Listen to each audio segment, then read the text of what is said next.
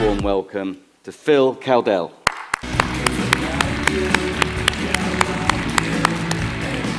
Thank you very much. I'll see you later. Hey everybody, how are we today? Can I get Manchester hello, please? Come on, how are we doing today? Good? We're having a good day. Thank you for letting me. I know I'm a southerner, I'm sorry. I apologize now, but I'm a southerner who lives in America, so maybe that counts, that it's all right to be here and share some things with you. I want to tell you a story. I want to tell you a story about this force and power of social media that can be used for good, but it also can be used for harm. I want to talk about how we think about that, not just as marketers, but as parents, as members of communities, and how we think about social media and making sure that what we do focuses on the good stuff and less of the bad stuff. Would that be okay? Yeah? So, anyone recognize this picture? Can we have hands of anyone who recognizes this picture? Okay, this is Christchurch, New Zealand. This is a mosque where somebody decided that he didn't think people had the right to worship. So he put his helmet cam on and he live streamed on Facebook while he walked into the mosque with a machine gun and killed 51 people. Think about that for a second. Live streamed, 51 people killed in their place of worship. That was then available for all of our friends, our kids, our family members to see on Facebook. Would you like your family seeing that? Would you like your kids seeing that? I sure as hell wouldn't. How long do you think it was up there for? Anyone want to guess? Like 3 seconds before they're like, no, it's bad, take it down. We got 3 minutes, 3 hours. Anyone's got a number? 3 days. 3 days that we have a video up on social media of somebody machine gunning in the place of worship 51 people to kill them. I think that's a problem. Hands up everyone here who thinks that's a problem. Definitely. So what do we do about it? We've got to take control back and we've got to decide it's right, because to me, that is unacceptable. Okay, let's talk to you about what we're doing in this idea of responsible media. I want to talk about the brand safety flaw, which basically means stuff like that should never be visible. By the way, in that 3 days, it was downloaded 1 million times. You get people now you can pull it up and find it on Reddit. Totally unacceptable. So I want to talk about the brand safety flaw. By the way, it's flawed. I want to talk about brand adjacency to content. I want to share with you inclusion and representation. Great sessions we've had on this stage today talking about inclusion. It's not about wokeness, it's actually about proper performance and doing the right thing. I want to touch on sustainability. And the last two things is, as an Englishman in New York, I've just been living through the joys of an election. And we've now got Elon as the new president of America. Oh, no, sorry. We've got Trump as the new president of America. And so when I finish that misinformation and fake news, I just want to round out and talk about responsible journalism. Will that be okay? Cool. So, the World Federation of Advertisers, lots of big marketers here and lots of the agencies you work with them, did some great work back in 2018, 2019 to try and get everybody to a standard where social media became a little safer and a little better to use and a little more of an environment we'd wanted our brands to be in. So we thank them. But then this happened. I find it an interesting sales technique. I want your money, but I'm going to tell you to go F yourself. It's a little weird. I don't know any of you have used that as a sales technique or how it's worked for you, but I find it a little counterintuitive. So Elon decided that when advertisers said, we don't really want to put our brands next to toxic content, can you clean up the content? The answer was, you're blackmailing me by taking your money away, go F yourselves. Quite phenomenal. In the audience the day of this meeting, there was actually Bob Iger. Bob Iger, who runs Disney Kids, and he actually called out specifically, Bob, if you're in the audience, go F yourself. A little struggling. And then what happened next is it was decided that anyone who didn't advertise on X was being sued for not advertising in a toxic environment. By the way, is anyone here in the audience from X? I should have asked that earlier, shouldn't I? Shout out if you are, or actually if you're probably saying, no, I don't work for X anymore. Anyway, so we had Linda came along, Linda Yaccarino, ex-NBC, came and then said, no, we've decided in the right of free speech, we're going to make sure that anyone can advertise on X, but equally any content can run on X. If you see the two necklaces, one of them says mama and the other says free speech. I think there's a contract of interest there. So as we think about this, we're like, okay, the WFA, so all of the global marketers going, we can't be sued by Elon, the 47th president of America. So what we are going to do is suspend this initiative and we're going to stop doing responsible media. Yeah, but that's not great. And so we thought that's a bit of a problem. We as the industry have to take over and stand up to bullies. And then January the 7th, the Zuckerberg video. Who saw the Jan 7th Zuckerberg video? Yes. The watch, did you notice the watch he was wearing? $200,000 watch. By the way, that was the week before he did layoffs because they're not making enough money at Meta, but don't get me started on that. But what he did say is, I'm going to follow my mate Elon and we're going to drop content moderation. We don't need to moderate the content. That's censorship. That's bad. Boo. We're going to leave it up to people to do it themselves. And there's a lovely line he says in there, we're going to catch less bad stuff. Hang on, you mean bad stuff like a video killing 51 people in their place of worship? You mean that's now okay and that's going to run on the platform? Doesn't work so well for me, I've got to say. So what do we have to do next as an industry? Well, I think we've got an option. We have the freedom to choose, and we've got the freedom to choose what's right for each one of us. So what I'd like to just share with you is this idea of self-determination in a world where no longer can we sort of rely on industry standards and collective principles, and we can actually bring our own human and business principles to play. And that's doing good business while doing good, and making sure that the standards we have at home and the standards we have at work are the same, and they apply. So I just want to run you through some of these things. The brand safety flaw. I do not want my kids seeing a video of people being shot. I was meeting with some folks from Dentsu the other day, and it was interesting. I'd shared this example, and one of them said, 2 days ago, her 13-year-old son walked up to her with a cell phone and said, Mummy, what's this? Mum, what's this? And showed a video, and it was actually somebody putting a gun to their head and killing themselves. This was about 3 weeks ago. So we haven't learned the lessons, and we're still seeing this stuff. So the brand safety flaw is flawed, and it's flawed because it's voluntary for every platform. And that's a problem, because if it's voluntary for each platform, the platforms decide what they want to share and show. So I think we, as a community, need to reset the brand safety flaw. And the first thing is, if I was going to spend money with a platform, and please, I'm not saying don't spend money with platforms, I'm saying spend it responsibly. So the first thing is I go, what's your takedown policy? What to you is inappropriate? What to you is a line that should never be crossed? Then I'd want to know how well you've actually administered that policy and what your compliance has been. And finally, honestly, if I had a T-shirt, it would say stop the upload. This stuff shouldn't be up, as we said, for 3 days. It shouldn't be up in the first place. So if I had a banner and a T-shirt and I was going to campaign, I'd have stop the upload. All those things are doable. And so what you can do, because it's your money, take back control. It's your brand, it's your money, it's your choice. So brand safety, before you spend money on a platform, make sure it meets your standards, your brand standards, and your family and community standards. Do I get a hell yeah on that? Come, yes, thank you very much. Right, brand adjacency. So, okay, so we had the brand safety flaw. No crappy stuff should get above the level, but once it's up there, some stuff's a bit icky, and some stuff's really cool. And then there's lots of nah stuff. So wouldn't it be nice that you could separate the icky from the cool from the nah? And so this is why I think as an industry, we've conflated suitability and unsuitability, and I just want to tease those two things apart. By the way, if you're buying category on most social media, these are both automotive. You've got an automotive advertiser, it's automotive content. Yeah, I'll put my ad there. Well, probably not the one that's got the beer bottle for the driver. I'd rather have the cappuccino while I'm checking out the other piece. So I think we've got to understand this is unsuitable, that's suitable, but they're both in the category. And I think we've been a bit lazy accepting category being good enough. So as I think about this, on the left-hand side, let's avoid the icky stuff. So it may be safe above the brand safety flaw, but it's still not relevant for my brand. It could be unsuitable, so it's risk. I want to exclude it.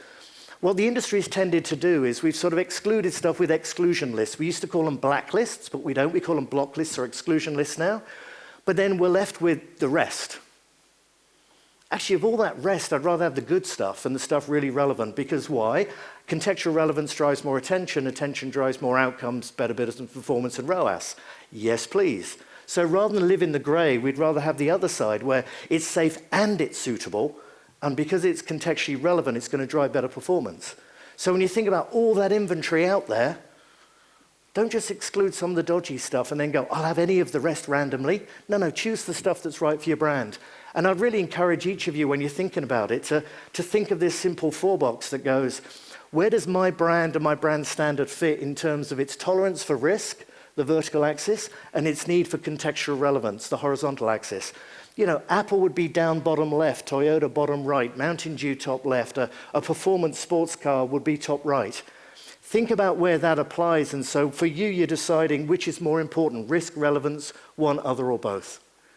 And if you're very conscious of that as you start your planning, you'll end up being able to navigate better campaigns that drive more suitability, but also therefore drive more attention, more relevance, and more business performance. So if you do it this way, of split the two things, reduce brand risk and wastage, that's good, and I'll come back to wastage in the next section, but also it allows you to accelerate performance, because we want ROAS. We're all after ROAS, yes please, and you get it by doing this. As an industry, we've been a bit lazy, we've sort of missed the point. Separate unsuitability from suitability. Make sense?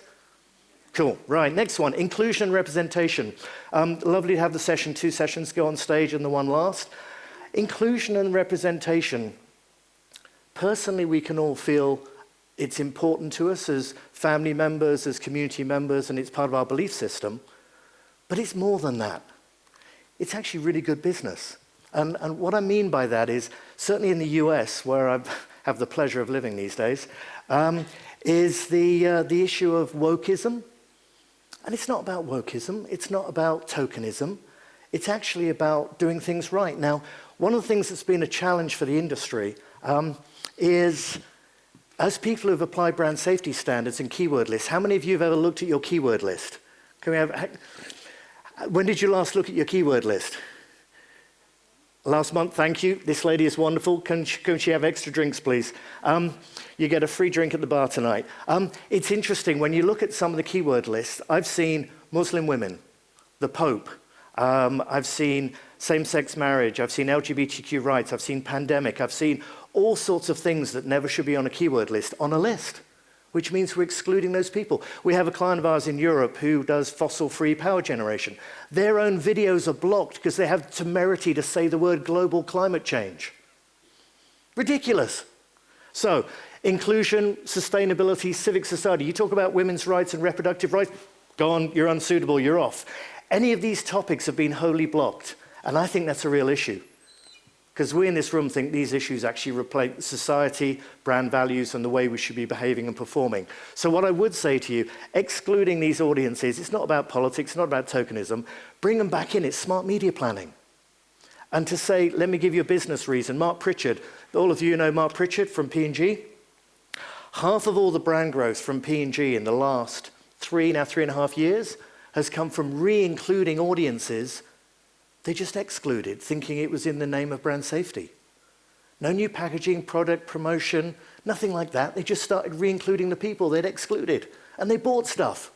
What a wonderful secret of how to sell more product. So in that point, think about it as a business driver. Talking of business drivers, I'd love to share with you about emissions sustainability. How many of you are committed to a company that's got like an ad net zero commitment or a media sustainability commitment? Can I get a show of hands? Oh, we got the posse in the middle, thank you. What's interesting at the moment is a lot of people are focusing on one bit, which is, can I measure it, versus can I reduce it and can I amplify it? And I just want to unpack that a little bit for you. People are getting caught up on the measurement, but I think there's 3 A's to sustainability, and the first one is the audit, second one is the avoid, and the third is the amplify. I'm just going to share those with you as we just talk through. The audit's a bit complicated, honestly. Any of you gone through Scope 1, Scope 2, Scope 3 certification? It all gets a bit crazy messy. We've got a yes, I think, from some people in the middle there. And everyone was measuring it a bit differently. And our good old friends at WFA and GARM were trying to standardize the methodologies, but then they got chopped after Elon, so now it's back out to the Wild West of methodologies. The area we focus on primarily is level 3, the actual sort of digital piece.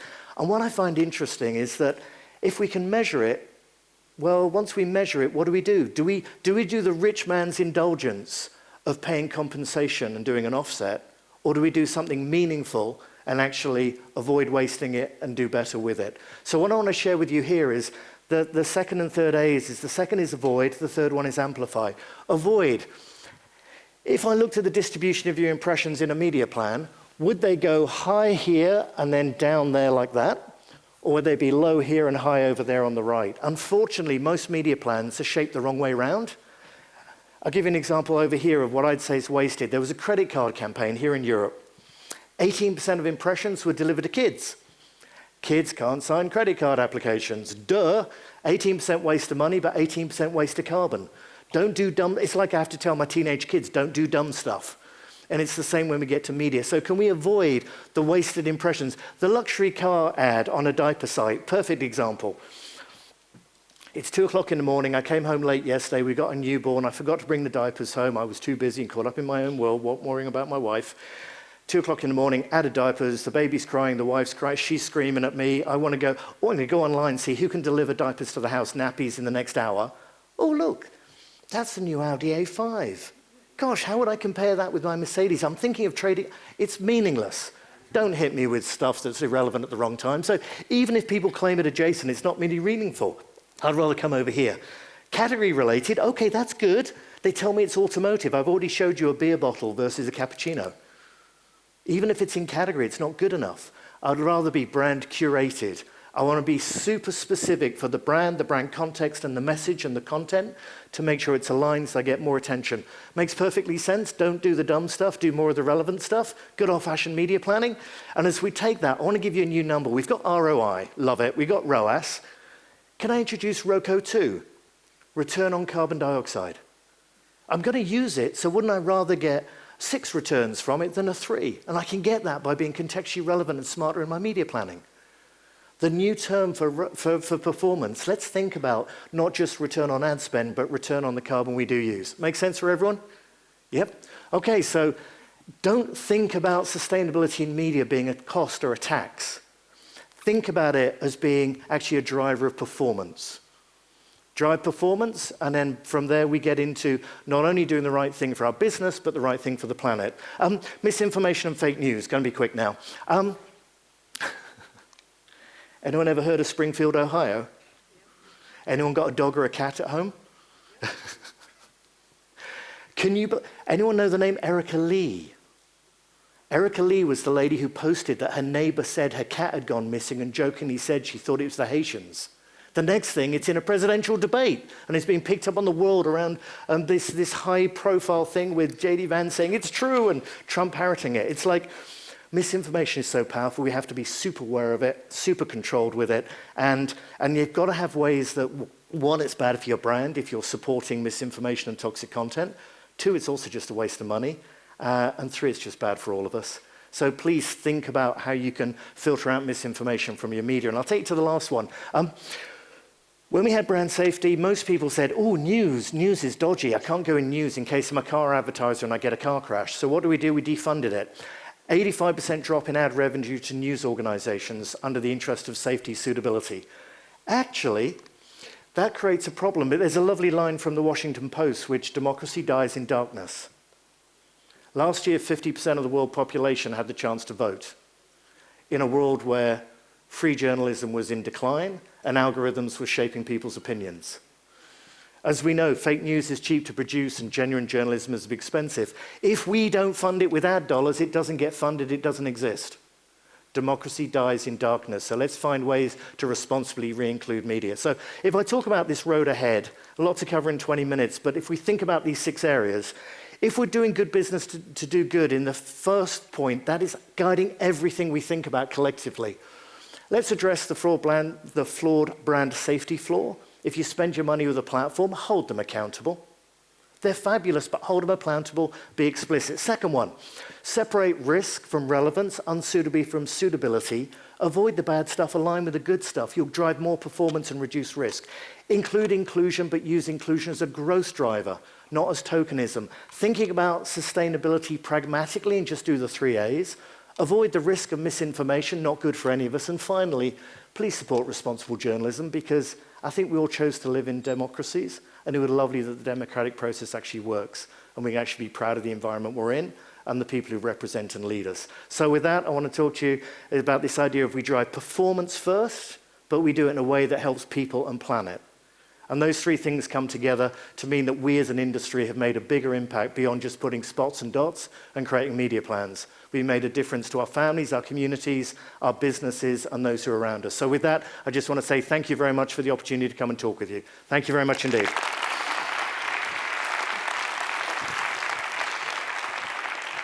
Simon. You'll be pleased to know people want to ask you questions. Oh, So, they want about the new president of America. maybe, yes, Elon Musk. You've The just 47th nominated is him. great, isn't it? You what, sorry? Can you believe that happened? How many No. people thought Trump was going to get elected? Can we have your hands? Yeah.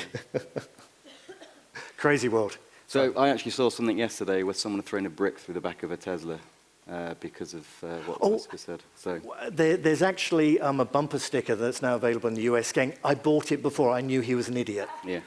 It's a really good sticker, yeah. Right. So a question here. So what do you think is the biggest barrier to adoption for all of this for big brand companies? Well, yeah, honestly, I think it's awareness. People are going, well, my brand safety person does that, or the agency do that, or whoever looks after my keywords. No, it's sort of being pushed down as to being hidden away in the back somewhere, and it's not front and center as a business driver. And I think what we tried to show here is that these issues are all business drivers, and they need to elevate to a C-level conversation. Can you imagine you're in an investor meeting for a fizzy drink company, and you say, oh, can I ask a question, please? And you're going, is it okay that I don't include people of color and people of disability in my advertising? Share price would plummet in seconds. But if they don't know they've got a problem. So I think our first job is awareness. The more we make people aware of these issues, the more they can follow the 6 steps to be better. Yeah, great. Thank you, Simon. Yeah, I mean, look, you know, I've worked for Virgin. Virgin's whole ethic was around business as a force for good. Richard and his daughter who runs the charity. Yeah, she's I've got incredible. Holly. Yeah, no, she's really carrying it on, and that's very much how Virgin is founded. And we certainly through Atlantic, which I was part of, and part of businesses. So you have businesses that are founded on these principles, and as we move on, and it becomes around sustainability and obviously online safety, brands like that really put it at the front. But you know, for brands that are trying to really adopt this, there's always this challenge of the other P that you didn't mention, profitability. Yeah. And how does that really get in the way of being sustainable? And there's always a trade-off that have to do. So what would your advice be to brands, agencies, and marketeers when they're convincing the CFO that we should be investing in ensuring that we're acting in this way? Yeah, no, perfect. It's ROAS. You got to get to ROAS. Yeah. If we can't show, you know, if we're just doing things on a cost, like, oh, I get a cheap CPM, I'm shopping. Yeah. If I'm actually working a ROAS, I'm investing for a return. And if we can't frame it to our partners and customers as a return on ad spend, then we're failing them. So we have to get it further down to the return on ad spend. I think there's 2 returns. There's the return on ad spend, the ROCO 2, the return on your carbon, and the third one is return on reputation. And I think we've got to start thinking the importance of reputation. By the way, Bud Light, anyone know how much market cap they lost when they had their issue of advertising and the content adjacency? $27 billion worth of market cap was at risk because of an adjacency issue. Insane. And 18% drop in market share. Yeah, Mad. obviously important stuff. So we've got So time ROAS, for just ROAS. one more question from a lady called Hannah. What is the first step a brand can take to ensure they're doing good business while doing good? So basically, what is the one key thing you should focus on? So, number 1, where do you start? You start by knowing what are your principles. You got to start with, as each brand, what do you stand for, and what's your belief system. You know that great line about, you know, values don't cost you anything until they cost you something? Yeah. You got to be able to say, as you and a team, what do you stand for and where you draw that line, and what's acceptable and not. And once you clear that, everything else you do will be informed by your brand values. Yeah. So, but remember, good brand values will ultimately cost you something. Look, brilliant. We're going to have to leave it, I'm afraid, but thank you so much. Real pleasure. Thanks so much. Stuff. Thank you, everybody. Thank you. Thanks for your participation.